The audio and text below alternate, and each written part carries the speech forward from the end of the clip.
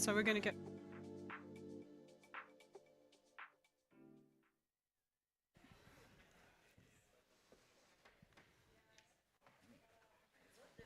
I know.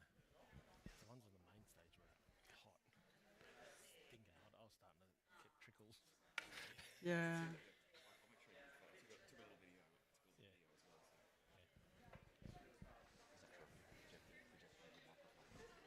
Okay, we're on.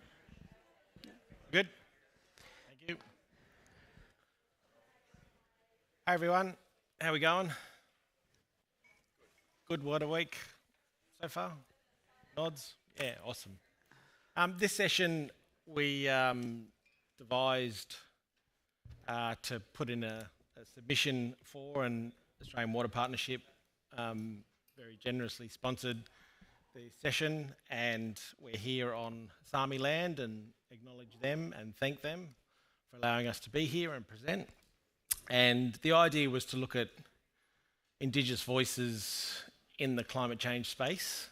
And so Sarah will introduce us all, but it's an opportunity for us to take the stage, have a voice, and hopefully have impact in changing perspectives. You know, you're building evidence to actually influence policy and obviously ideas. So there was a bit of a journey taken by a number of scholars from Assessment Report 6. So we sort of come out of that in moving into Assessment Report 7, and the idea of presenting on that was our sort of pitch, and two learned colleagues up beside me that are going to help out as well. And we've got Nina, Associate Professor Nina Lansbury online, so she's going to present. It's midnight in Australia, so she'll be, hopefully she's awake, so she, by the time we finish, it'll be 1:30 in the morning, and I think she has to teach tomorrow. So hand over to you, Sarah. Thank you. Great, thank you. Hi everyone, it's great to be here, and it's a very, very big pleasure to be part of this panel. Great to see so many of our Indigenous colleagues in the audience as well. So I'll just quickly introduce the speakers, but please know that there's plenty of time for questions and discussions. So keep them in your head and be ready to go once we've finished the presentations. And also, I know there's some colleagues online joining us. Hello. Thank you those in Australia, because it's 1:00 there as well. You can give questions online, and I've got the question box here, so we can address those at the end as well. Okay, our first speaker is online. It's Associate Professor Nina Lansbury, who's an environmental public health research and teaching academic at the University of Queensland School of Public Health. Her current research at UQ examines environmental health aspects that support the health and wellbeing of remote Indigenous community residents on both mainland Australia and in the Torres Strait, in terms of housing, water and sanitation, and women's health. She's also a coordinating lead author on the IPCC. She's worked closely with Brad on Indigenous knowledge in that forum, and she's formerly a lead author in AR6 as well. Our second speaker is Professor Brad Mogridge. He's a Kamilaroi man from northern New South Wales and grew up in Western Sydney, now lives in Canberra on Ngunnawal country. He has university qualifications, including a science PhD from the University of Canberra, an MSc in hydrogeology from UTS, and a BSc in environmental science from ACU. And he has been recently appointed to the IPCC as a lead author on AR7. So congratulations, Brad, that's amazing. Fancy. I'm not going to go through all Brad's accolades, but he's a bit of a figure in the water world in Australia and also internationally, as many of you in the room know. But Brad, and certainly something I've observed, he's got a real heart for leadership in this area of expertise, in promoting Aboriginal and Indigenous traditional knowledge and finding commonalities between traditional science and Western science. He's a very influential person, and he's really pushed a way forward, certainly in Australia and globally. So thanks, Brad. Our third speaker is Dr. Andrew O'Neill. He's from an organisation called Healthy Land and Water, which is in southeast Queensland. He's the Chief Science and Sustainability Officer there. Healthy Land and Water is the official natural resources management body for southeast Queensland. His role is around driving innovation and guiding Healthy Land and Water's talented scientists and engineers as they work to improve Southeast Queensland's environment. I work in an international space, as you can tell. Southeast Asia just came out then. He has a PhD from the University of Queensland in wetland biogeochemistry and molecular ecology. So welcome, Andrew. It's great to have you here too. I'll just give myself a quick intro. I'm the General Manager of the Australian Water Partnership, which is an institution funded by the Australian Department of Foreign Affairs and Trade, and our role is to build partnerships across the Indo-Pacific region to support sustainable and climate resilient water management. I'm not a water person. I'm a former Australian diplomat, a background in law and in mediation and in multi-stakeholder collaboration. And I came late to the water space, but I'm really glad to be here. So thanks, everyone. Now I'm going to hand to Nina, who's online, for her presentation to kick us off. Nina, are you there? Okay, good afternoon. Yes, hello. Thanks, hear Sarah. you. Hi, Brad. Hi, Andrew. Hi, everyone. Welcome, Yeah, welcome. thank you. I'm pretending it's not midnight. I put on an evening photo of this beautiful country in remote Australia and Central Australia. So, Brad, I think you're driving the slides. There we go. Excellent. So I'm going to kick off the session and then hand to Brad. So there should be, because the story that we're trying to communicate is a big one and it's a super exciting one. So I'm going to set the context and then hand it to Brad when he's when we're really at the tense, exciting moment of the narrative. But of course, I want to acknowledge also that whose country I'm joining from and whose country you're on. I'm on the land of the Yagara and Turrbal people, who are the traditional owners of Brisbane, where I live. And I want to recognise not only the peoples whose land I live and work on, but also those who've contributed to the work that we're going to be speaking to today. So they come from across the country, and you can see that beautiful image on screen of Australia in a way that I hope you're familiar with, but for many people it's quite new, and that shows the diversity of language groups that is and was present in Australia at time of colonisation, and many of these languages are being reawoken now. And I also want to say an introduction to Swedish Water Week. Tack till alla som har organiserat svenska vattenveckan. Jag är glad att jag gick i svenska skolan och jag är gärna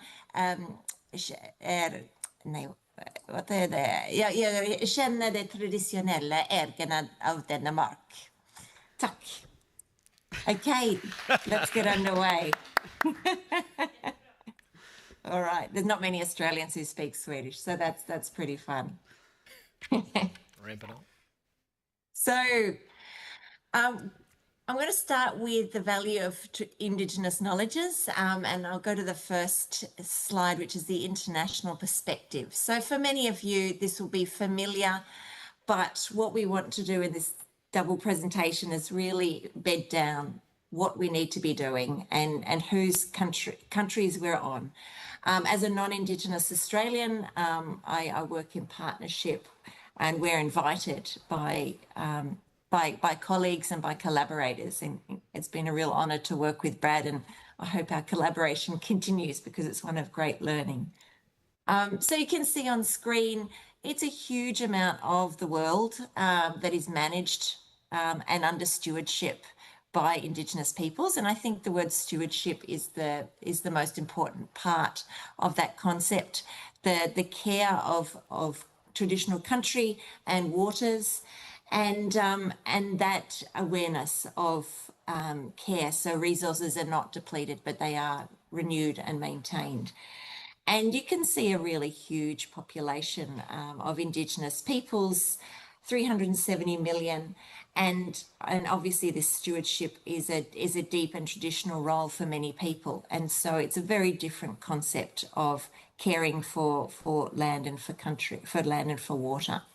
And if we dive into an Australian perspective with the next slide, the three main points. 65,000 years, or perhaps always, has been the occupation of Australia by Aboriginal people, and then more recently Torres Strait Islander peoples, and very, very recently European peoples. But those traditional knowledges of stewardship have ensured that ecosystem health and all the range of food sources, but also the care for peoples, have been passed down through oral traditions predominantly, which can really become the challenge for Western ways of thinking in particular, and Western ways of validating knowledge. And yet, by thinking about other knowledge systems, there are real insights that can be gained on how to consider climate change, and of course within that the risks for what Water Week is focused on is around water supplies and water security. And the title on the slide about the absence of other ways of knowing and other data is so crucial. So firstly, we go to this slide, which is from a piece that Brad and I were commissioned to work on with other Indigenous colleagues, Vanita Mosby, Sandra Creamer, and Lillian Ireland, and other IPCC authors, including Greta Petzel. And this Aboriginal person responded and just talked about being framed as vulnerable communities, or in the context of climate change, and yet this didn't feel to them like they were being recognised for those thousands of generations of sustainable practices and those customary knowledges about how to manage the environment, and really calling for First Nations peoples in Australia, but also beyond, to have a voice. And if we go to the next slide, for me as a IPCC lead author in Assessment Report 6 and then going into Assessment Report 7, I remember sitting in the first lead author meeting and raising the issue, firstly looking around the room that our regional chapter for Australia and New Zealand did not have any lead authors who identified as Aboriginal or Torres Strait Islander. And then our task of combing through the last 8 years of ideally peer-reviewed academic journal articles to look at what had been climate change impacts, including on water sources, but also projected impacts into the future and adaptation options. There was very limited peer-reviewed academic journal articles that held the voices and perspectives and valued Indigenous knowledges. And so that begins that if there's not documentation, then it's not showing up in the task that, you know, in this case, lead authors were given for the Intergovernmental Panel on Climate Change, and those resulting reports then become the basis on which many policy discussions and then decisions and funding are made. And so if you press the button one more time, Brad, this results in, firstly, not the right people sitting at the table with the right perspectives, no Indigenous knowledges data cited before Assessment Report 6. There was a little bit cited in Assessment Report 6. We did a really big job, and we'll get to that more positive part of the story in a moment. And then that visibility is maintained. So it's an invisibility that happens. So not the right people at the table, not the right knowledges being considered, and a real pushback within the IPCC at that time and many other large research organisations and bodies, thinking that Western knowledges are the only body of information, and that the format of Indigenous knowledges being oral traditions and not necessarily being published in the usual academic places meant that it's just not heard and not considered. Okay, so now the story turns for the better, and you can see on screen a table which comes directly from Assessment Report 6 from the Australasia Regional Chapter. And by this stage, from that moment of looking around the room, we shifted to the appointing contributing authors, which is the next level of contributor to the IPCC. And in Australia, we gathered Brad Mogridge, who you're going to be honoured to listen to in a moment, and Vanita Mosby, a Torres Strait Islander woman, and Sandra Creamer, a one-year woman, Aboriginal woman.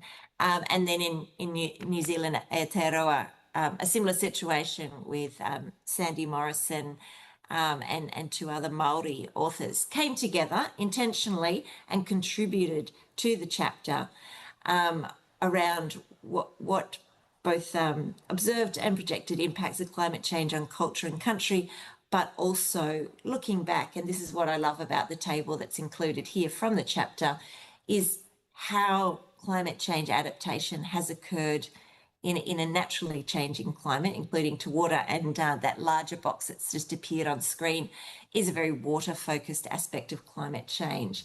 So ensuring cultural flows, sufficient water, not just environmental flows sufficient for the ecosystem, but cultural flows sufficient for culture to be practiced and maintained.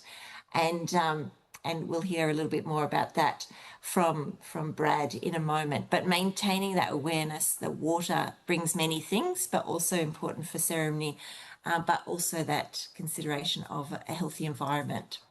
So last slide from me is the tide at that time, which was it was around 2019, the tide beginning to change, and you can see the National Science Foundation in the US, these are in happier times, and hopefully we will see these times again, starting to partner with Indigenous knowledge holders and combining Western science, really cracking open two different ways of knowing and gathering information, and this idea of weaving, which of course is a beautiful verb to be thinking of, very much an Indigenous way of creating something together. So that goal of cultivating Indigenous knowledge of the environment, weaving it with scientific, Western scientific methods, but still respecting, and I would hope to add in the word acknowledging, local communities and cultures. So pause my story there, and I'll hand over to Brad to tell the quite exciting story of what happens next, but obviously still a lot more to be done. Thanks, Brad. Thanks, Nina. That was great. Thank you. Yeah, look, it's just following on, straight on from Nina. It's a story we've created and lived and worked through, and I suppose it's still evolving. You know, we've still got a lot to do, and I suppose that's the idea of this session, was to sort of promote that opportunity and talk about our journey through this space. Yeah, I always like to add smoke is a key part of cleansing, and it takes some of the people's, our ancestors up to the sky, rather than hanging on to your jacket and hanging around with you. But I suppose it also is a part of getting you ready to enter country. And that's my son doing a smoking. He was being smoked there, quite tasty then. No, sorry. He was being smoked for a cultural burn. So they were smoking before they actually burnt country. So it's always, we couldn't have smoke here because it's probably set off all the alarms. Yeah, set all the alarms off. Look, acknowledgement of country. Acknowledge the Sami people. Thank you again for having us. I'm a Kamilaroi man. And yeah, just a little selection. You can sort of see Kamilaroi country there on that little map, bottom left, and my old people, and obviously my nan there, we had her until 2015, and she was about to turn 97, so we're very lucky to have our matriarch with us. And that old photo was found on a property, and it's all my nan's and mum's and mine's relatives, you know, so we're very lucky to have that old photo. And there's my two kids, that when they were quite young, and my son's now big and hairy. He's 21 and a ranger, so you know he's sort of following on. But I think it's he's at our sacred waterhole. So Indigenous knowledges were intentionally sought. Climate has changed our landscapes, so it's changing that narrative. It's changed. This is a photo of the Guida wetlands on Kamilaroi country, the Gingham waterhole in 2020 in October. So it's one of the deeper waterholes, and you can swim there normally. And then that's Kai, my son, walking across that wetland, that waterhole 2 months later. So hotter and drier, no new inflows, and I suppose that's climate change in action. And you can sort of see that white boom. Is it? No laser. No, that's all right. The white boom in the healthy water one on the left, that's a water hyacinth weed boom. And you can sort of see that weed boom just in front of Kai. So you can sort of see how it really took hold, those hot conditions. And that's happening all around the country. Country's not in good shape, so we've been hearing that.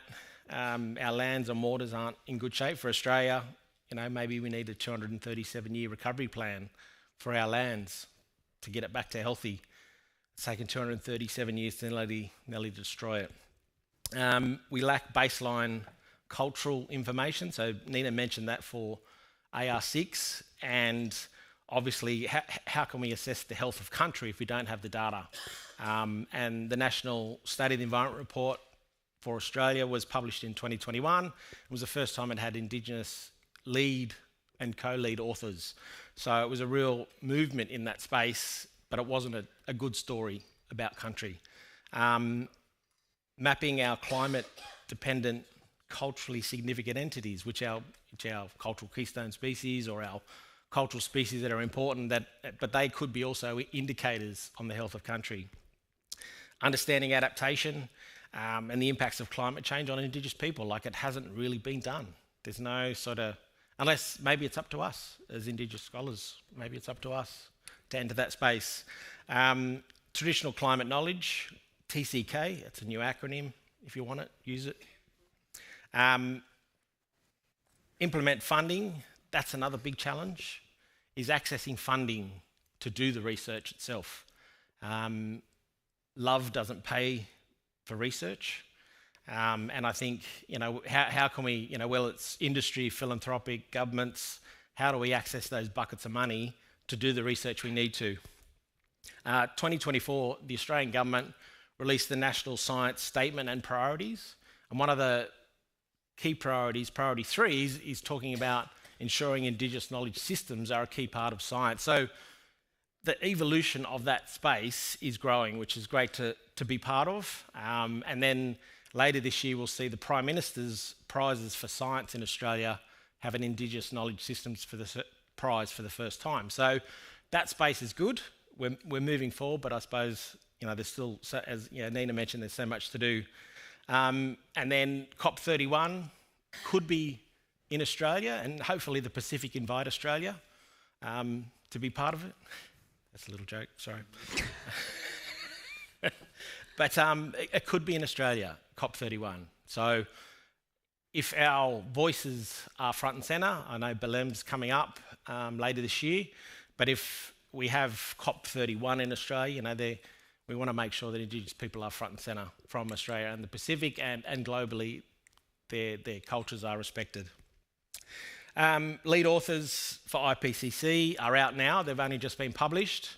And and Nina mentioned, we were, and obviously in our bios, we're very lucky. I'm super privileged, maybe because I've been making too much noise. They want to shut me up just to put me in as a lead author. I don't know. Maybe not. But the opportunity to be a lead author in Working Group 1, I think I'm starting to realise it's a big deal. It's the climate science aspect, and I'll be working in Chapter 10, but I just sort of hope there's more Indigenous people as lead authors. I didn't really see too many. I couldn't recognise any in Working Group 1, so I suppose there's opportunities for that to still grow. Indigenous knowledge is gaining respect and visibility. So this was part of Chapter 18, Working Group 2, AR6. So I suppose it's, we see Tero Mustonen from Finland. So he's Sami, and he was a lead author, which is fantastic to see. So that was AR6. As an Indigenous man, he's part of that process. It's building up, and we're starting to publish in that space. As that push with IPCC is that Indigenous voices are still being left out of IPCC processes. So, that was a conversation piece myself and fellow authors did.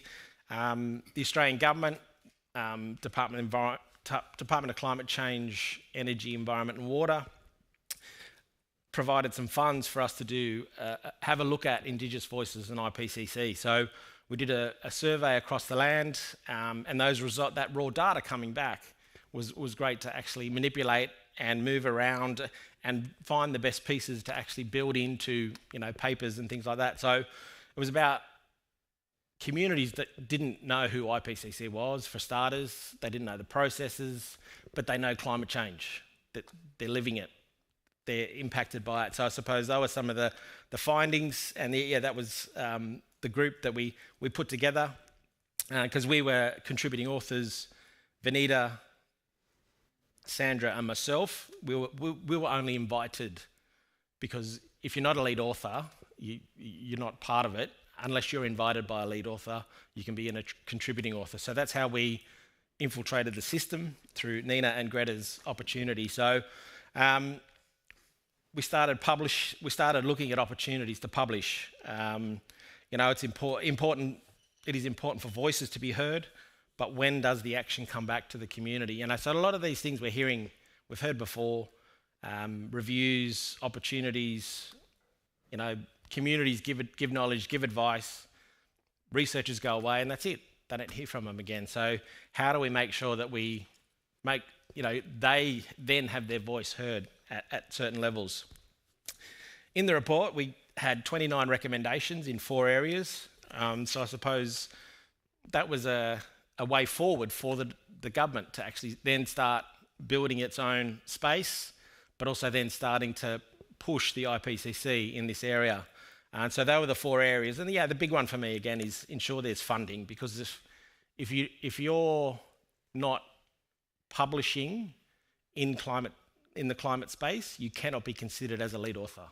So if you're not producing that data and that knowledge and that evidence, you can't be considered as a lead author. So that's for me. I'm pretty selfish in that regard, because that's my world. That's what I'm trying to do. But if there's no funding, then you can't actually do the research. How do you go back? There we go. Other areas of concern were food security, social emotional well-being, and the ecological impacts. They are strong in a lot of the responses we got.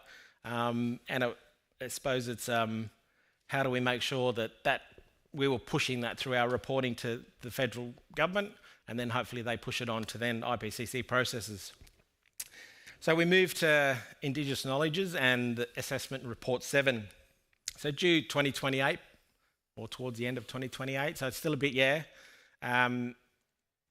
they've been announced, as we just sort of said, and luckily we're in the presence of 2 lead authors, Nina online and myself. So, Nina's a coordinating lead author, so she's next level. But I suppose it's how can we make sure that we are a part of the climate change influence, and let's say, and we've got to make sure that we keep publishing as well. So these are just some of the published papers. Vanita Mosby was the lead author for that one. It's talking about her islands, the Torres Strait. They are small islands off the north of Australia, and they're getting saltwater intrusion already. They're getting rising sea levels. They're losing country. Some of their ancestors are popping up out of the ground from, saltwater intrusion. So, they are living with climate change already, and that would be across the Pacific as well. We did a piece in The Conversation. Then we did another piece, Knowledge Keeps the Fire Burning, another piece in The Conversation. So I suppose the session I was in just previously was talking about communication. So if you're not pushing it out there, and I think The Conversation or The Guardian is an opportunity to publish, and sometimes the right people are reading that. And then we also generated through Tom Munro Harrison an animation, and hopefully it'll work a bit later. But I think it's there's all different ways we can sort of influence, and we're super honoured to to get it's only a small piece. It was a correspondence piece in Nature, and it was in volume 44, so it was only a couple of weeks ago, 644, sorry, and it was exactly what we're talking about, that Indigenous knowledge must be in climate change reports. And so I suppose getting in Nature is another, it's I suppose every researcher's dream. And I think there's great opportunity for that. So will this work? We'll see how we go. Oh, no volume.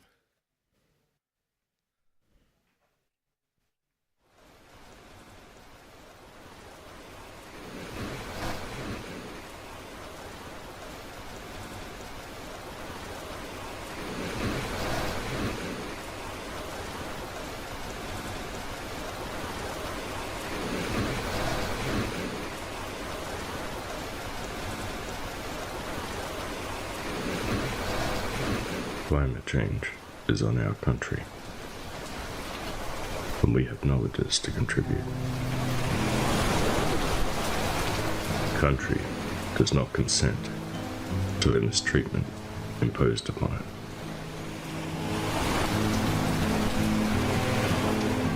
There are thousands of generations of knowledge about how to live in a changing climate in this country.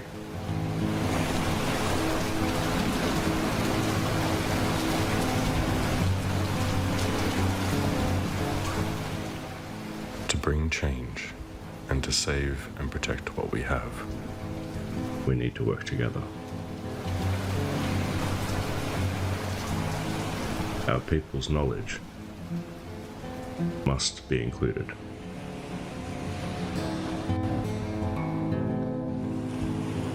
We see that seasons are not the same as they used to be.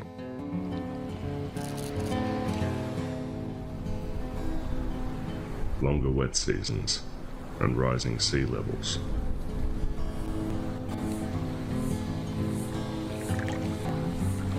Breach seawalls and freshwater supplies. We have more drought now, and then there are no birds left.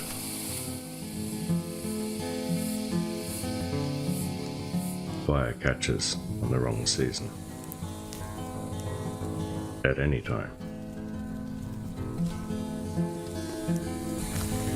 Not just May, June, July, when we used to burn.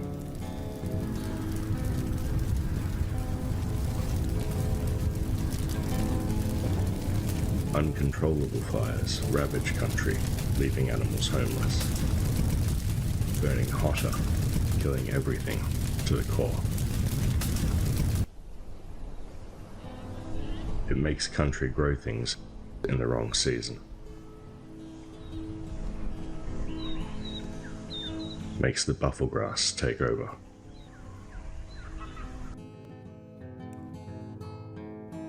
For more, visit public-health.uq.edu.au/IPCC-voices.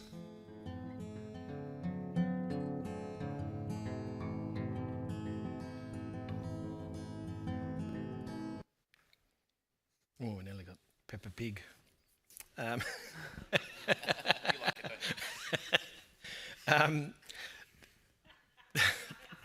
That was purely for impact, to tell the stories, and those comments throughout that animation were comments that we received in the surveys.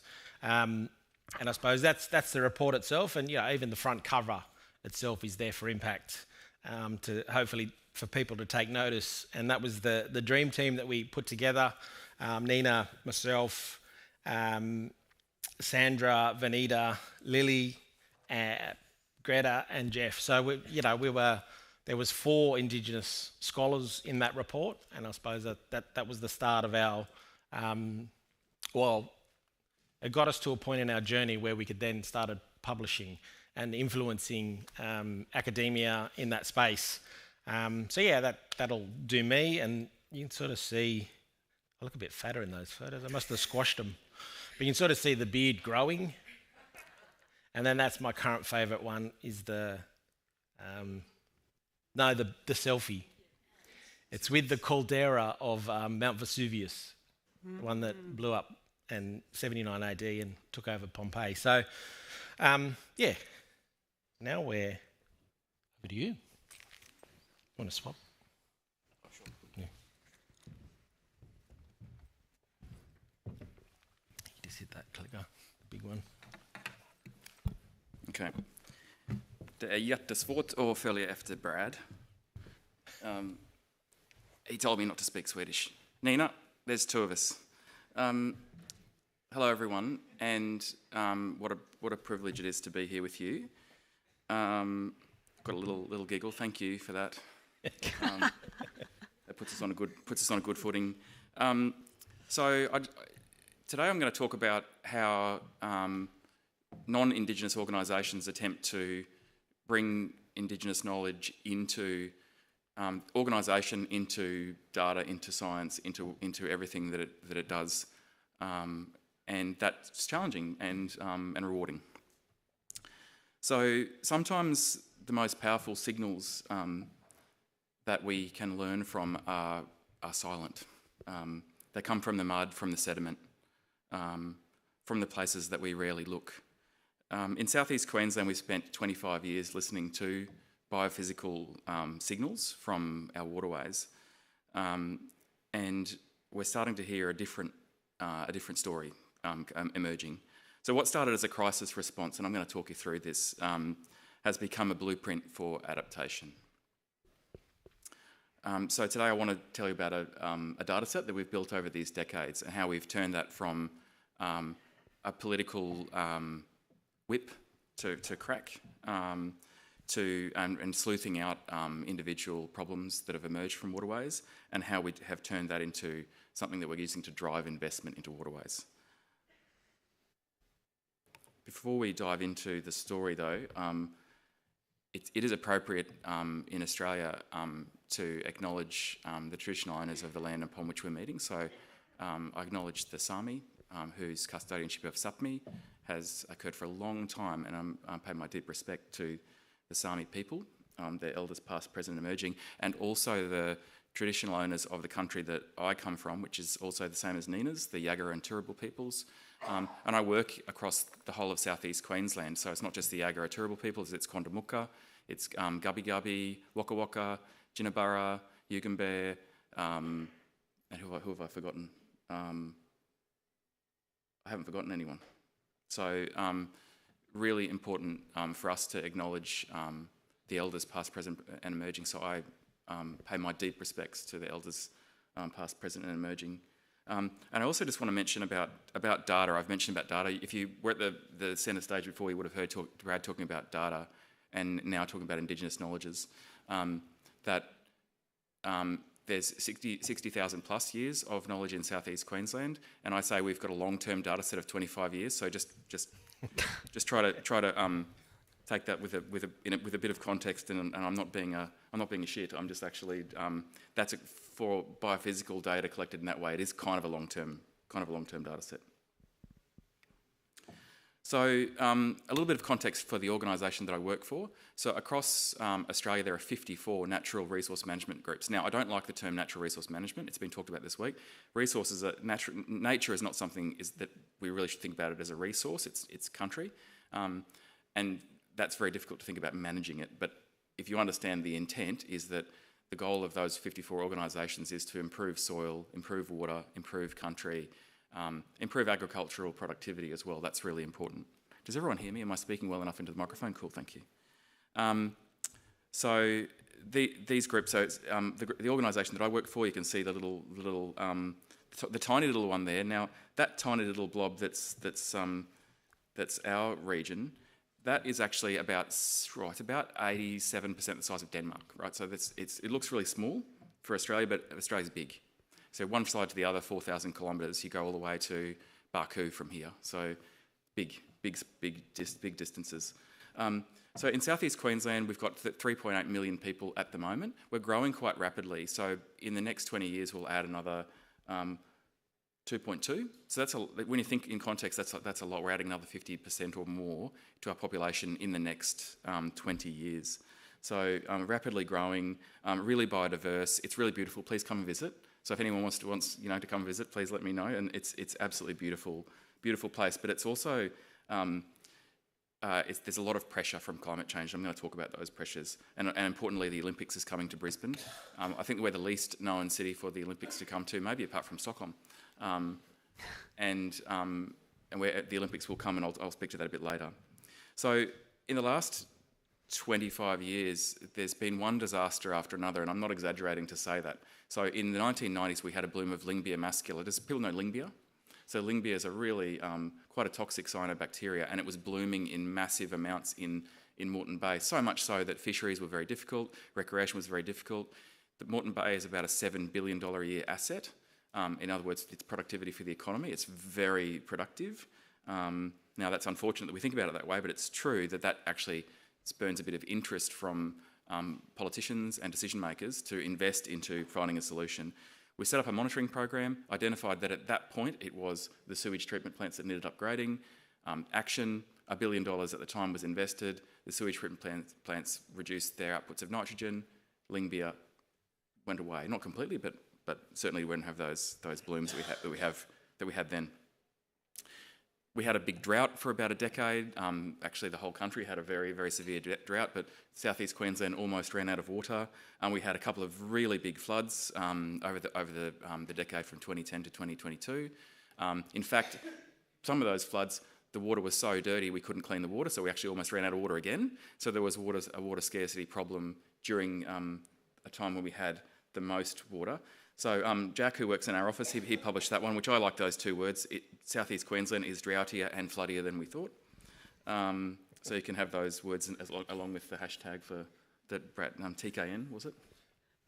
I can't remember. Yeah.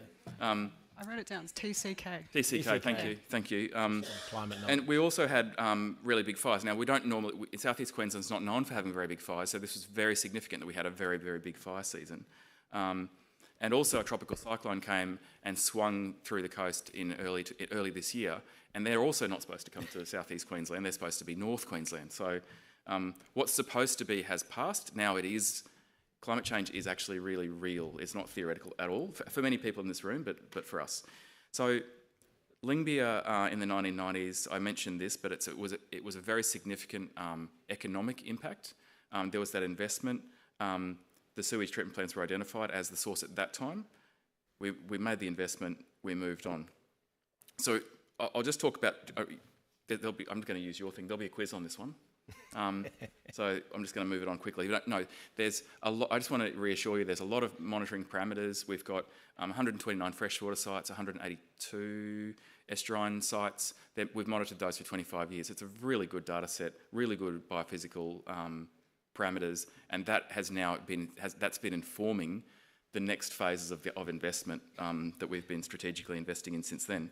So we also look at seagrass, reef vegetation. There's social and economic indicators to know how people are enjoying those environments and the economic benefits. And also, every 5 years we deliver with our traditional owners the cultural heritage mapping.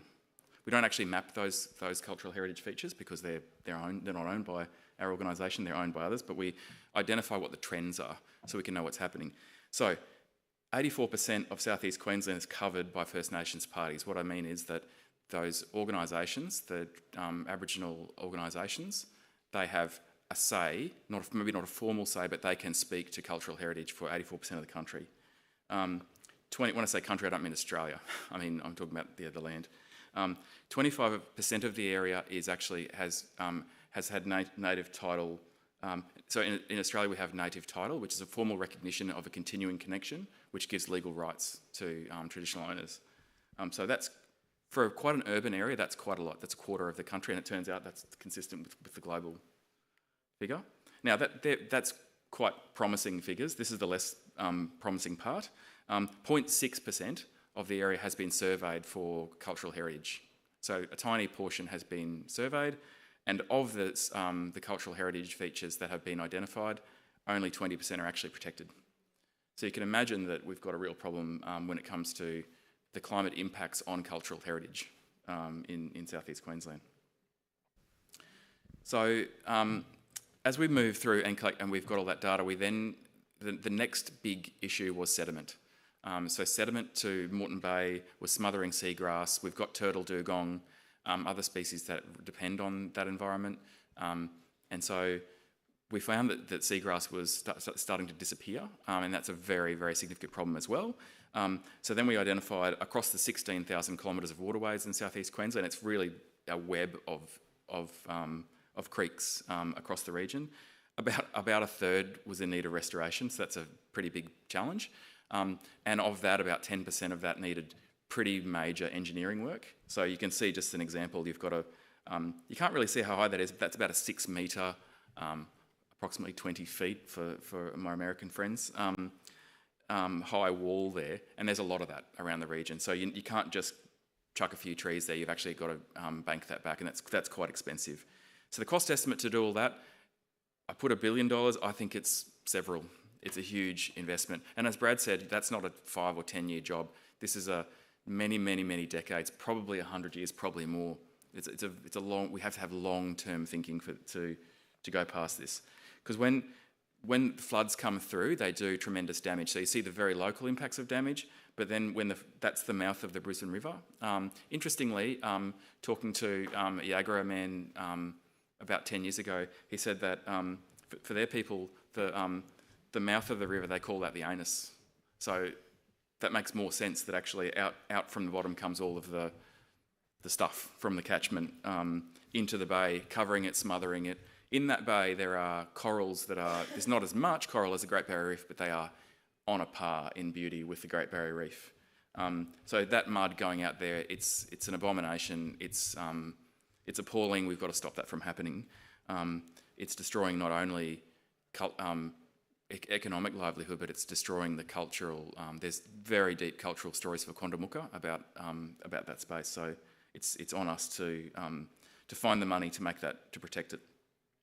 So also, I just mentioned, you'll see that there's 1,445 sites that we knew about that were impacted by floods.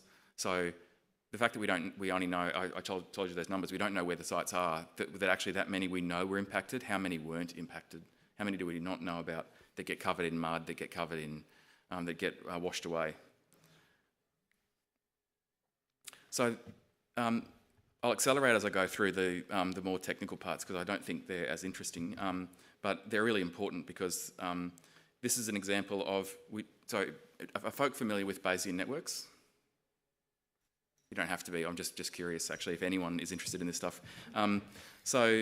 Bayesian networks are just a way of bringing together, of making decisions with formal information and data and also informal information and data. So you can bring in different kinds of knowledge, which is a really useful way of making decisions in a really complex environment. So we've done a Bayesian network for koala habitat restoration, and really what that was about trying to turn the conversation from how can we achieve this habitat restoration to what's possible, what could be if we did something bigger. The Bayesian network we developed for riparian restoration was developed together with Jinnaburra peoples, and that was an amazing collaboration because we could include different kinds of knowledge that a lot of technical models don't allow for.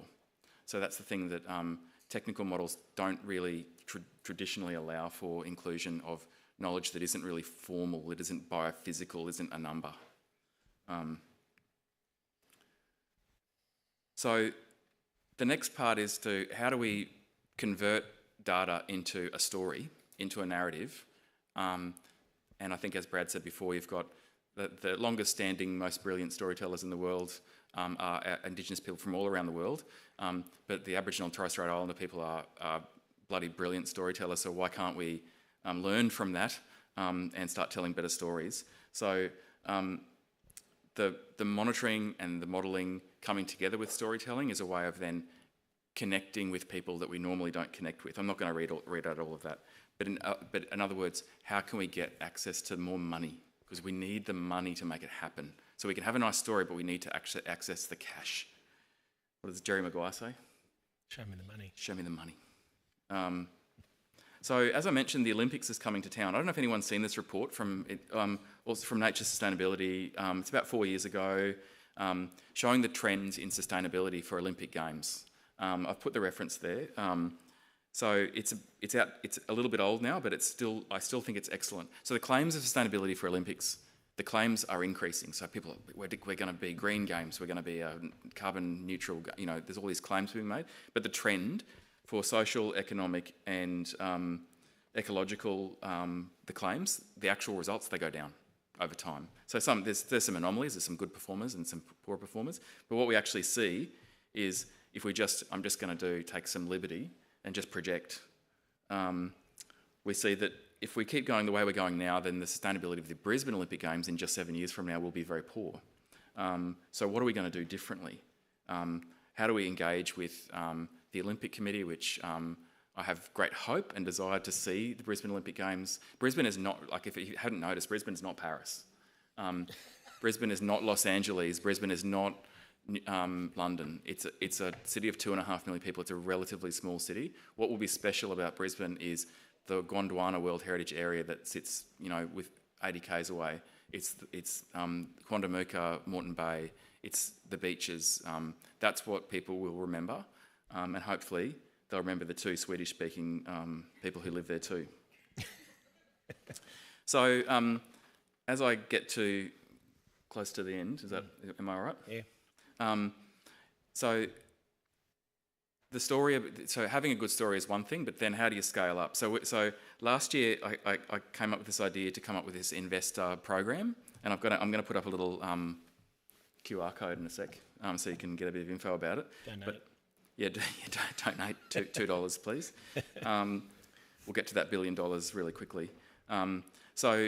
Investor is a collaborative. And been so thrilled to hear the word about dialogue and listening and hearing what local people have to say and what they want. This is about empowering, getting the money to drive the impact that that mob and the rest of the community actually want for their place. So this is place-based mechanisms to get dollars into the landscapes where they're so desperately needed. That project that you can see there, that's an example of a log pile project where that would have looked like that vertical wall before. So that restoration's happening.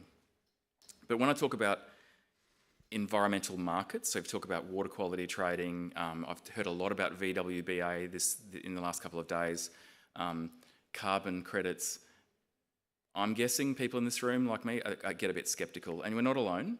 I think most journalists, most academics are sceptical about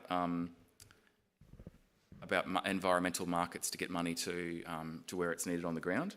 That article there on tokenism, co-authored by Warren Foley and my cousin Lily, like that for me sums it up a bit, but doesn't sum it up as well as Bahami Williamson. Country is the agenda, not an agenda item. I mean, that's just, I can't say any more than that. So investor is the scheme, I guess, we've come up with to focus attention on Southeast Queensland, to get a lot of non-traditional aligned investors. So we've got insurance companies, we've got the port. I showed you the mouth of the Brisbane River, that's filling up with sediment. So the port are very interested in investing in waterways up the catchment, because that'll slow down the flow of sediment and reduce their dredging. Insurance companies are very interested because it maybe reduces the claims that are made on them. So we're focusing on just 4 things, and you say just 4, which 4? Well, koalas, of course, are really important for us. You might be surprised to know that the koala are a very significant cultural species, and also just very cute, let's face it. It's threatened in southeast Queensland, which is quite shocking when you think about it. And we're also focusing on rivers, ag, because we have a huge amount of food produced in southeast Queensland as well, and also coast to coast as well. So thank you. I'll just close and say I think this is not just a southeast Queensland story. This is a yes. Come on. This is It's glitching. It's so big, this file. I almost broke Siwi's system here. Oh, sorry.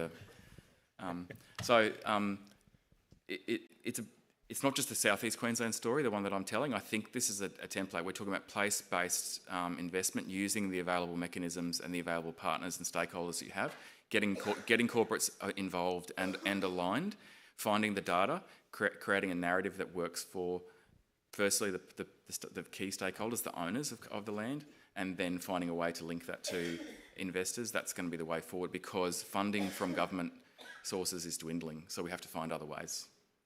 So, thank you. Thanks, Andrew. Right, Sarah. All right, me next. I'm going to work from here. Is that you? Yeah, that's me. Okay.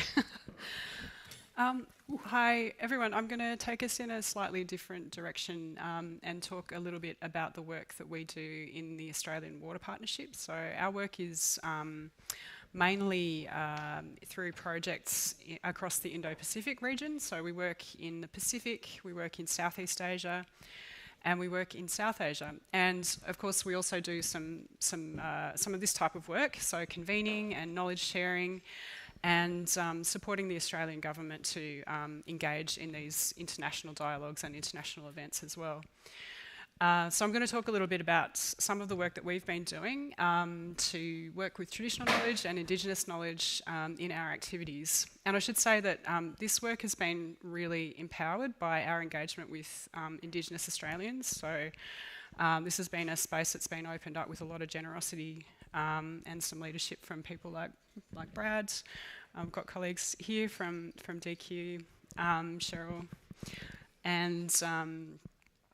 and also others like Uncle Phil Duncan, who's here at the conference, who's really played an important role in this as well. So first, just to say, I'm not Indigenous, so I'm going to present today from the perspective of an ally or someone who's leading an organisation that's trying to work in true partnership with Indigenous knowledge and with Indigenous colleagues. Again, I'd just like to acknowledge the leadership of Indigenous peoples across the world in this space to maintain and to protect water systems. And that's including the Sami of this country. And I've just really treasured some of the memories I have of this week spending time with Inga and her colleagues from the Sami Association of Stockholm. Also like to thank Brad for inviting me to speak today as part of the panel, and I'd also like to acknowledge the Ngunnawal people, who are the traditional custodians of the land where I live and where I work. I'm incredibly grateful to them for their custodianship of the beautiful place I get to call home. So the first thing I want to do is just give us some context, right? So we're here at World Water Week, but Voices from the Pacific, there's not that many here today. So we have two Pacific colleagues, we think, at World Water Week this week. One's Malika Sobey. Dr. Sobey is an incredible advocate, a strong and powerful woman with a huge amount of knowledge to share. But there's stuff happening out there which is really important to this conversation that we're having today. The Pacific Water and Wastewater Ministers meeting took place today in Solomon Islands, in Honiara in the Solomon Islands. It's a really, really important gathering. Their ministers across the Pacific came together to talk about how to elevate water as an absolutely critical priority for them across the region. This is a really consequential moment for water in the Pacific. Malika spoke about this at the high-level panel today, but they're trying to elevate water as a political priority. So taking it away from a purely technical conversation that's around, utility operations and pumps and pipes and the rest of it into a security framing. So that's really important for our conversation today, I think. We have 3 staff there in Honiara, so it's been a big week of WhatsApp messages across the world. But I did want to just frame it that way because we need to listen, right? When we're working as a non-Indigenous person, working with traditional knowledge, the Pacific is a part of the world where there's incredible richness of Indigenous and traditional knowledge. And we're trying to work there in a way that respects and listens to and reinforces some of the traditional institutions and the traditional knowledges that we come in contact with when we work with water. I'm just going to quickly reiterate some of the clear messages that have come from the conference so far. So the first one is that I've already mentioned. So our Pacific colleagues are stating really clearly that water is essential to life, but in the Pacific it is being severely challenged by climate change. It's happening now. They're in a space of adaptation. Extreme weather is just becoming more and more frequent. They're experiencing drought in places that just, haven't really had water scarcity in the past. And of course, we've heard about, such as our colleagues from the Torres Strait, rising sea levels, saltwater intrusion is really starting to cause havoc to people's livelihoods and their cultures and their ways of being and living. There's a real sense of urgency about this. We need to hear this, and we need to support our colleagues in the Pacific to find regional solutions. Another thing that I think is really great that's come out of the conference is this idea of having regional champions or regional water warriors. This is an initiative of the ministers' meeting, and I think it's just a fantastic way to really mobilise and to tap into that, the Pacific traditions of working together, coming together across the oceans. There's this incredible traditions there, and we're really excited to be able to line up behind that Pacific leadership for the champions and the water warriors. So stay tuned to hear more about that, I'm sure. The other part, I guess, of working in the Pacific is we have this important moment at the moment. It is a region of the world which is both rich in Indigenous and traditional culture and knowledge, but it's also highly vulnerable to disasters. It's one of the most disaster vulnerable regions of the world.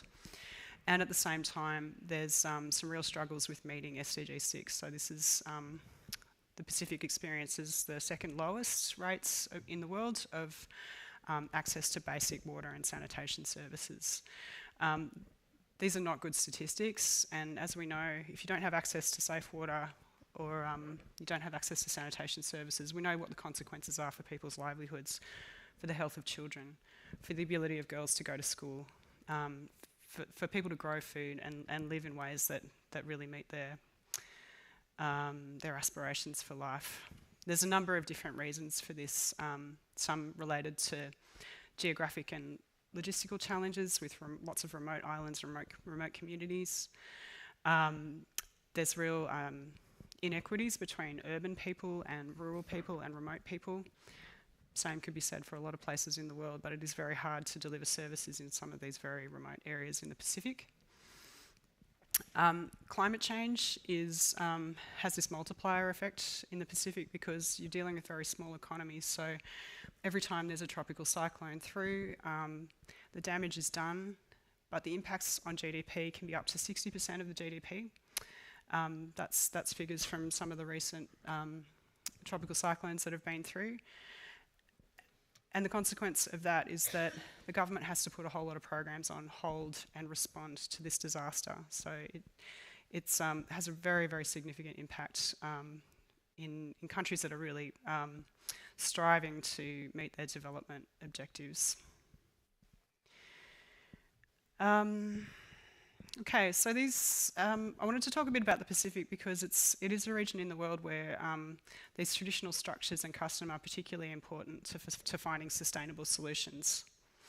This is true in other contexts as well, and I think someone who works from an international development perspective, it's really important for us to recognise that the history of work in this space has not always been respectful of traditional and Indigenous knowledge. We have a duty to sit down and to listen and to recognise that that's been the case, and that point about listening is really important and something that I think is really well articulated by our colleagues in Indigenous Australia is about working in the right way. So it's as much about what you're doing as how you're doing it and the partnerships that you're building. So that's how we try to situate our work within the Australian Water Partnership. So we work in a way that tries to build trust and respect. We try to work with integrity. When we engage in a water activity, we're trying to do it in a way that builds reciprocal relationships. So it's not a exercise of delivering technical assistance, it's more about an exchange. So learning and experience are shared. Another part of that, and something that we've spoken about, I think all of us, is the co-design process which is used. So for us that means we spend a long time talking with partners, sitting down, developing activities together, And having a lot of space to do that is really important, and that's something that's quite critical to us, and the way that we work with our funding from the Australian government allows us to spend that time co-developing and co-designing activities. Part of our role as well is to draw on Australian water management knowledge and experience, and it's important to say that that's not always been a positive story, particularly when we're talking about Indigenous and cultural knowledge. So in that spirit, we're trying to engage with humility around that, and to recognise that it's not a story that's finished.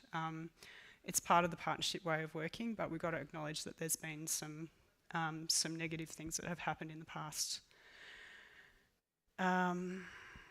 Yeah, and finally, I guess on that, we are really trying to find a place as an ally and a supporter, and we're working within broader Australian partnerships in the region, where we're trying to have these reciprocal and respectful relationships across the region, as we're working on new and emerging hydroclimate challenges across the Indo-Pacific.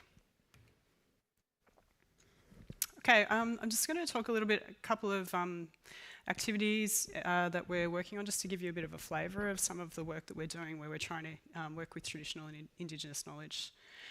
What have we got? We've got an early warnings activity here.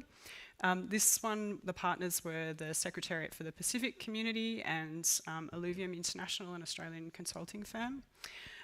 This activity has a technical capacity building aspect to it. So we're working with developing hydrology capacity in Pacific Island countries, 4 countries involved in this. There's some work around, installing stream gauges and some of the technical side, but there was a very strong emphasis in the activity design on inclusion and working with community institutions. So the reason for that is because in the early warning world, there's some evidence to show that systems fail for cultural or social or communications reasons. It's not typically equipment failure that lets you down. It's not a technical issue so much as the social sort of software. So in this activity, we spent a lot of time working with communities, really listening to how they wanted to have information, what was the frequency, how they wanted to feed back once information had come out about what the conditions were on the ground, and to have that two-way communication. So a lot of issues there around building trust, and to do that we had to work behind the community institutions and the structures and the assets. Just quickly, this is a new activity which we're really excited about in the Solomon Islands, working to support the formulation of a new water law. It's just gearing up currently, but in the Solomon Islands, customary law is really, really important. So this activity has been designed in a way to be very sensitive to traditional knowledge and customary law, particularly in the catchment and the land management issues, where these have a very strong impact on the water quality and the management. Volcanic island context, that's certainly the case, but yeah, we're really excited about this activity and looking forward to that one. Final example.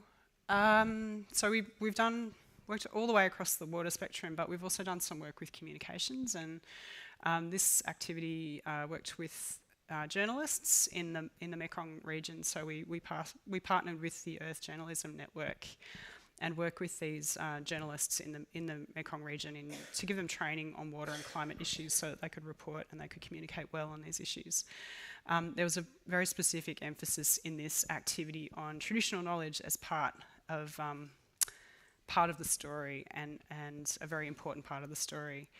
The traditional knowledge and the practices of ethnic minority people are really relevant, because a lot of their lands are in the highlands, in the catchment areas, and really relevant to some of the contemporary issues around water management in the Mekong region. A lot of hydropower development, a lot of these kind of very contentious issues, and when we were doing this training activity, we really wanted to make sure that the traditional and the Indigenous knowledge was part of that story as well. This is my last slide. So I just wanted to point out this publication, which is available on our website. So we have one of the authors here in the room. It's a piece that was done through a collaboration with a number of Indigenous authors. It looked at a whole lot of studies that were out there around the world and looking at engagement with Indigenous peoples from 20-something locations, and drew out a number of principles which are really important for collaboration in this context. So yeah, just to underline, really important to have a good understanding of traditional governance models. Some of those principles around mutual trust and respect being really essential. Valuing a diversity of knowledge systems was also highlighted. Engaging with integrity and having a genuine intention to partner. I think this is particularly important. I mean, we've heard a lot this week about consultation and how consultation can sort of be a tick box exercise. Kay spoke about this earlier as well, about not speaking to the right people when you're doing a project, so that genuine intention to partner is really important. And moving from consultation to a co-design and co-delivery approach. Yeah, and I'll say again, like, these principles are really valuable. It came from a group of Indigenous authors in Australia, but we've found it's really important to the work that we've been trying to do across the Pacific and Southeast Asia and South Asia. So yeah, just in terms of benefits and impact, we've been sort of working in this way for a couple of years now, and I'm starting to see some evidence emerging around activities being more sustainable, more equitable, and providing more culturally appropriate outcomes, working in a way that sort of honours these principles. We're really interested in the resilience of outcomes, so working with climate resilient water management, but doing this in a way that's got a perspective of longer timescales, working and honouring different knowledge systems, and also resisting that urge to sort of deal with water in a silo. So we've heard a lot about, connecting to food systems and connecting to energy systems and connecting to soil and a healthy land. So that's been really instructive as well. And finally, I'll just say that it's,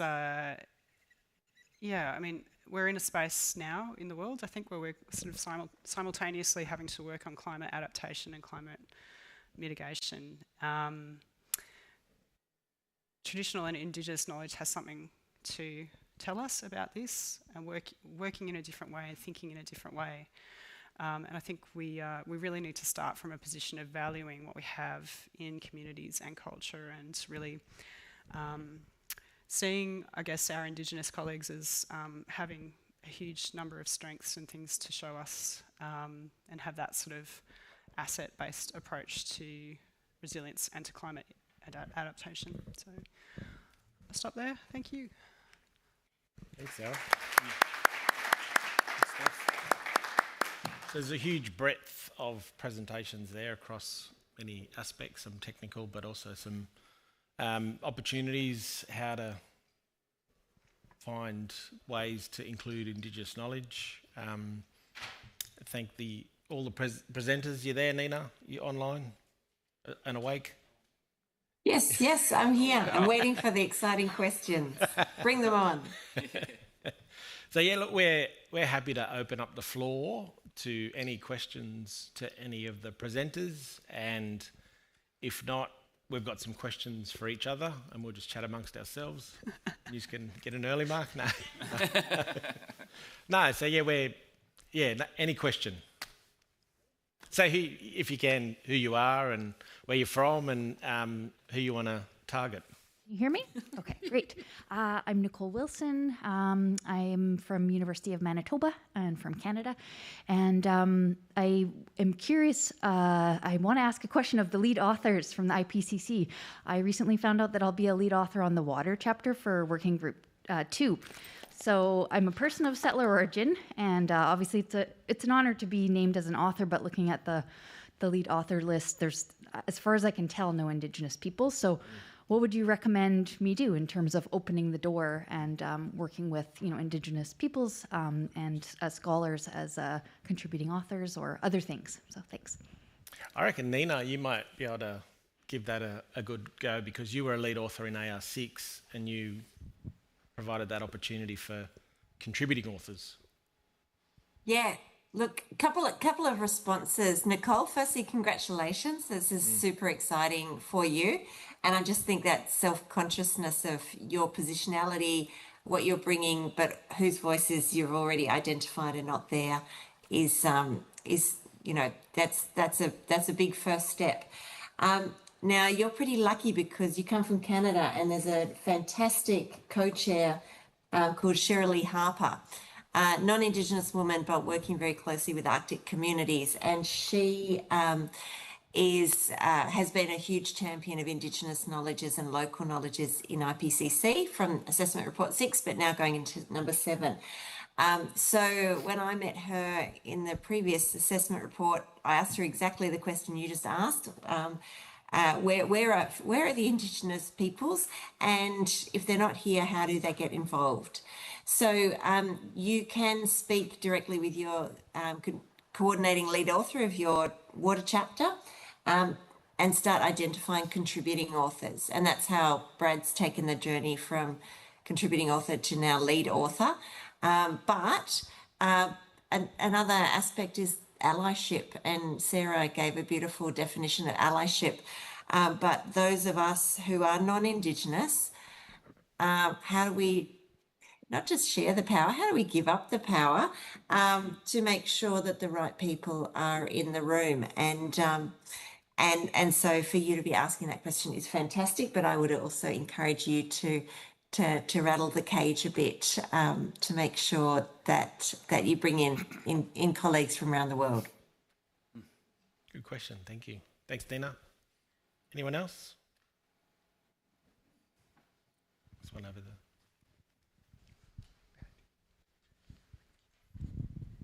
Thank you. It's not a question, but it's actually, I just wanted to express gratitude because I wear 2 hats and I usually only carry one to most events. And so this is one room I feel extremely safe to say.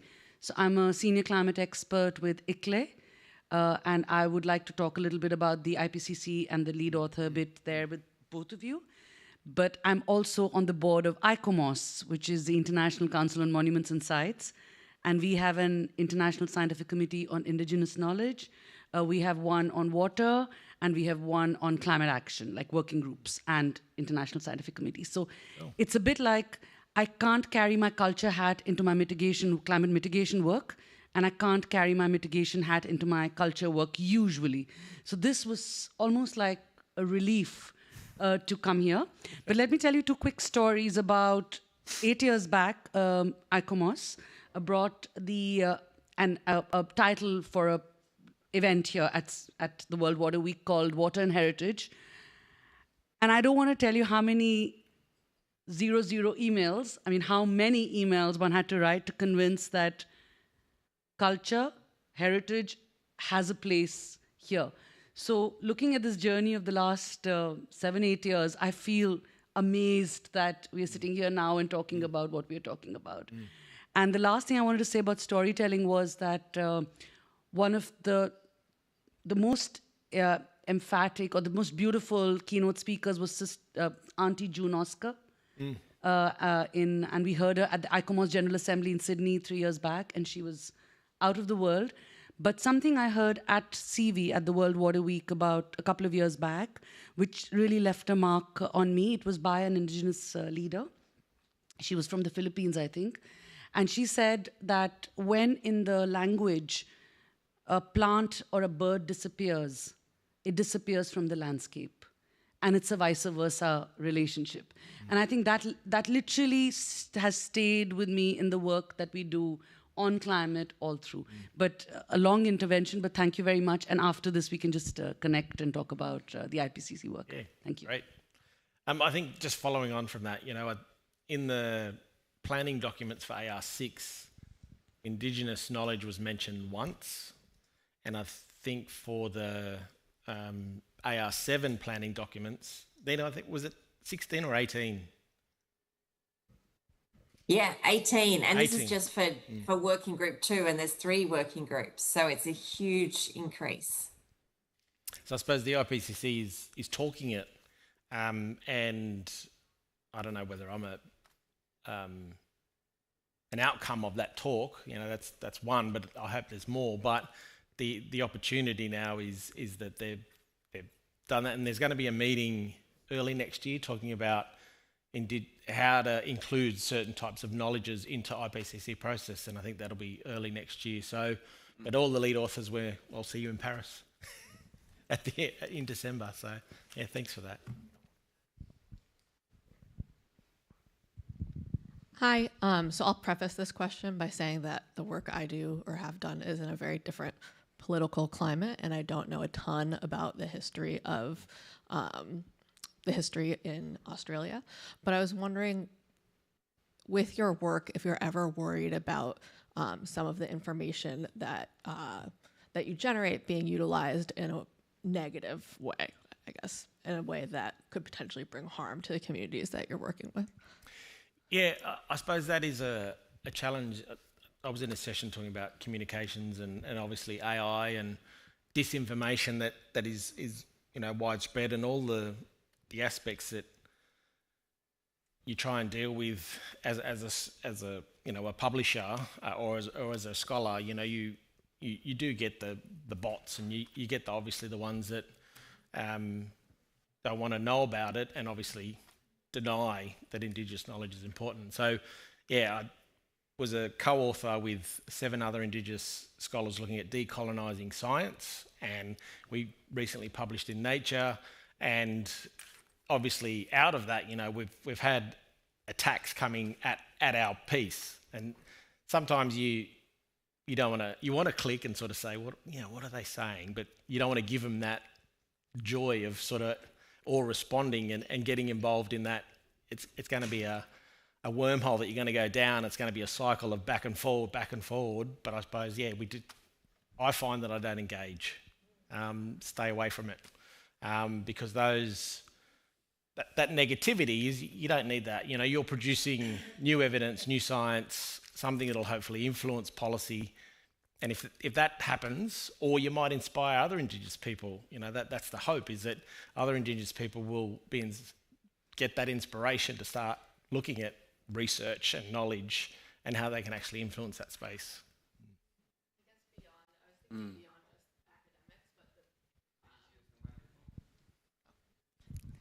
Beyond just the academics, but people on the ground that you're working with and collecting traditional knowledge from and working with to kind of, just if there's a possibility for information on those groups to be misused and potentially within the governmental setting or in other settings put them at risk. An example recently was a project looking at cultural indicators and drought resilience. So it was funded by an organisation, and we worked with a couple of communities in Australia and come up with a research agreement, build a methodology with them, built their capacity on being the researcher themselves. And then we went out on country a number of times, collected a heap of data, and in the end, that data, and we in one of the communities, we interpreted a lot of scientific papers for them.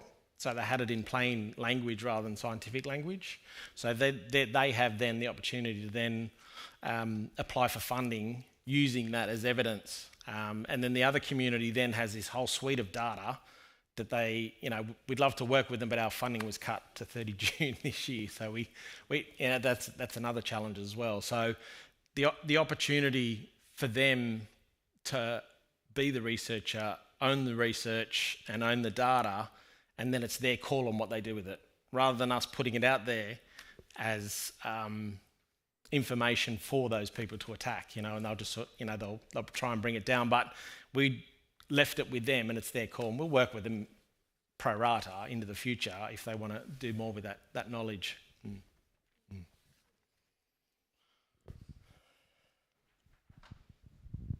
Hello, Bradley. Hello. So you touched on the bit about making or assuring that the information is provided at the local level so the local mob can do what they need to do and understand it. And that's really good because that's one of the 4 priority reform lenses under Closing the Gap, Priority Reform 4. How can you influence, because you are Aboriginal or allies for us, how do you influence other researchers who are going for grants or other processes and all that to make sure that that's a principle that they follow as part of their research to make sure it gets back to our local people?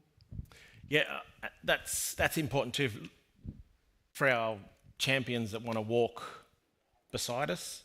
But I suppose it's them realising if they're walking beside us to a point, then they need to step away.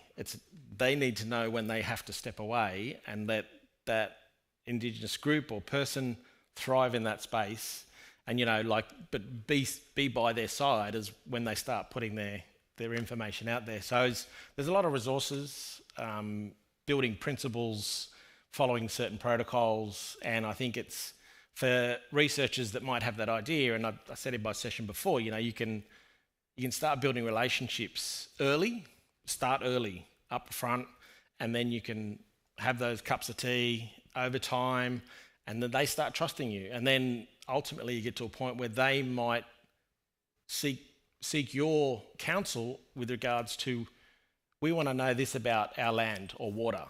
And then they generate the research question.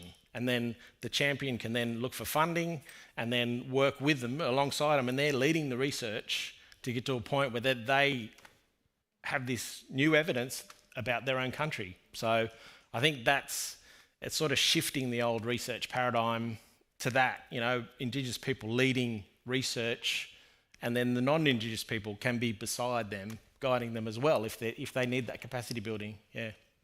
I think there's a message there for funders too. So non-Indigenous funders who are listening to this, like if you want to do this work, you need to build in sufficient flexibility. Your research question might change. It might not happen on a timeline that you're happy with. And that's just part of it, right? Like you can't sort of jam things into short periods of time and expect good results. So I think that's really important for funders to hear. And genuinely, if you're wanting to work in this space, you just need to do things that way. One of the things we found too in that previous project, when we're doing ethics application, ethics wanted to know more about what our research question was and what our outputs would be and all that sort of stuff. And we sort of said, we don't know until the community tell us. But we're not allowed to talk to community until we get ethics approval. So ethics needs to shift as well, and that's the same. That could be the same for funders, as Sarah just said. They might have the fine print on what they want as outputs, but that could change when you start talking to the mob, the community. So I think there's research world has to evolve as well, has to shift and change. Yeah. 1 minute left. Last chance, anyone? Last chance, Elaine. Hang on, I think the mic. Yeah. Let's just think about the people online who can't hear you. Okay, so I'm curious about the difference between academics and being actually out in the bush, in the field, and coming from the United States of America.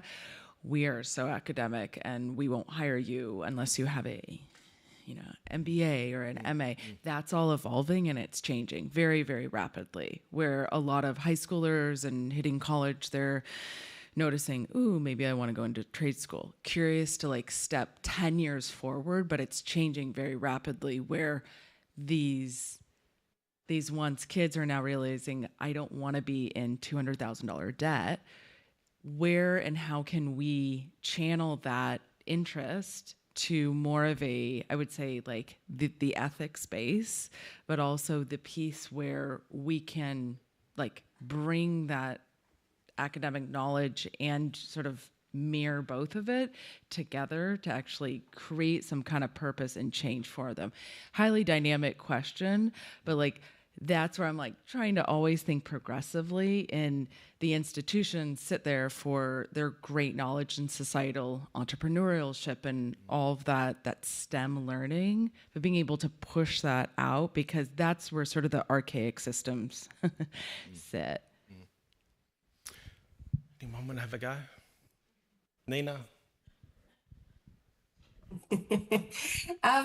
No, thanks for the statement, and I think where I was going to go initially with your question when you said academic versus those in the field and who gets recognised is this recognition of knowledge holders being obviously the provision, the holders, as it says, knowledge holders. And Brad flashed on screen a couple of articles in theconversation.com, which is a lovely academic and media publication. And there were rules previously around who could publish there, and you had to have a role at a university. And then there's been a bit of a shift to now recognising Indigenous knowledge holders as eligible authors, and that's really opened up the discussion. So that's a partial answer to your question, but I'm wondering whether you're talking about people working on country and other ways of sharing and delivering Indigenous knowledges, and maybe Brad, you might want to expand on the very successful Indigenous Rangers program in Australia, and you even mentioned and showed photos of your son, but that's been an incredible government investment into stewardship on country, and it's very localised for the different landscapes and therefore the traditional owners who manage them. Yeah, definitely. I think that's a good point, Nina. Like the Ranger program, they are young and old people working on their own traditional lands, caring for it, recovering it, and building, I suppose, resilience into their landscape, getting rid of pests and getting rid of weeds and obviously replanting native species. But there's also the research aspect that comes in. Researchers are coming to them, wanting to work with them. But I suppose if they're driving the research question, they may want to know about a certain species on their traditional lands, and then the researcher might be able to help them with that. And so they'll go through and they'll seek some resources. They might get some camera traps or learn how to collect information through water quality probes, and then they can interpret that data with them, and then that also then leads to these rangers potentially they're unqualified. Some might not finish school, some might finish school, some might have dreams of going to university and becoming that next generation but how can academia support them? How do we build curricula where they see themselves in that curricula? So indigenize the curricula as a starting point from early years all the way up to university, so they can see themselves and they feel comfortable and safe in that space when they're learning about themselves, but also other Aboriginal groups, and then opportunities of scholarships and supporting them through, because some of these rangers are in remote parts of Australia. What about academia going to them and teaching with them on country, and have elders and lecturers talking to the rangers about their own knowledge and their own country? And I suppose then you're building curricula for them that's targeted. Well, it's that country's specific own curricula. That is, we might need to evolve to that. There are some cases around the place where it's happening, but I think more of that needs to happen. Yeah, it was something awesome. Lost it. Sorry. Big day. It's had a big day. Big day. Let's wrap up. I think we're done. Yeah. Awesome. Thanks, everyone. Yeah. Thanks, Nina. Thanks, Nina. Thanks, Nina. Thank you. Thanks, Nina. Nina. Thanks, team. Thanks, Nina. Thanks, everyone, for coming. well. Yeah.